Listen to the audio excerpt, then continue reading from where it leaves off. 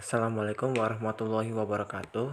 Perkenalkan, nama saya Gera Rafael dari kelas 10 MIPA 1. Hari ini saya akan mempresentasikan hasil kerja saya tentang konsep fikih. Ini biodata saya. Oke. Yang pertama adalah pengertian fikih.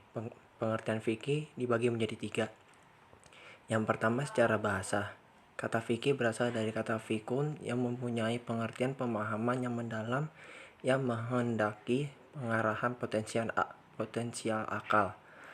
Yang kedua, menurut ahli usul, fikih adalah ilmu yang menerangkan hukum-hukum syarak yang bersifat far'iyah atau cabang yang dihasilkan dari dalil-dalil tafsih atau khusus, terinci, dan jelas.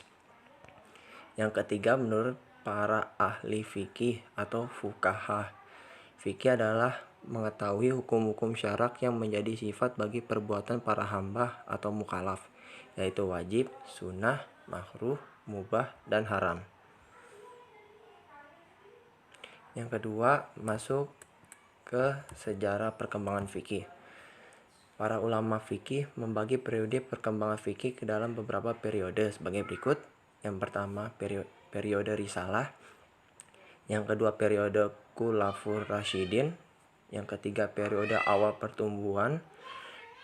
Yang keempat, periode keemasan. Yang kelima, periode tahrir, tahrij, dan tarjih dalam mazhab fikih. Yang keenam, periode kemunduran fikih. Yang ketiga, macam-macam ibadah. Secara garis besar, ibadah dibagi menjadi 2, yaitu ibadah khusus atau khasah atau mahdah, dan ibadah umum ammah atau gairu mahdah. Yang pertama, ibadah mahdah adalah ibadah yang khusus berbentuk praktik atau perbuatan yang menghubungkan antara hamba dan Allah Subhanahu wa Ta'ala. Yang kedua, ibadah gairu mahdah adalah ibadah umum yang berbentuk hubungan sesama manusia dan manusia dengan alam yang memiliki nilai ibadah. Ibadah dari segi pelaksanaannya dapat dibagi menjadi 3 bentuk sebagai berikut. Yang pertama, ibadah jasmaniyah rohaniyah, yaitu perpaduan ibadah antara jasmani dan rohani. Yang kedua, ibadah rohaniyah dan maliyah, yaitu perpaduan ibadah rohani dan harta. Yang ketiga, ibadah jasmaniyah, rohaniyah, dan maliyah, yaitu ibadah yang menyatukan ketiganya, contohnya ibadah haji.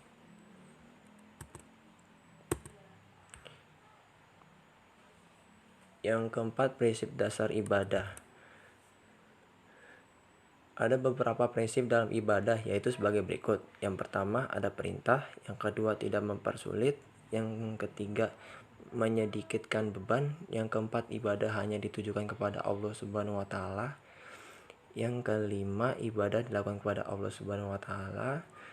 Yang keenam, ibadah tanpa perantara. Yang ketujuh, keseimbangan jasmani dan rohani. Yang kelima, tujuan syariat Islam.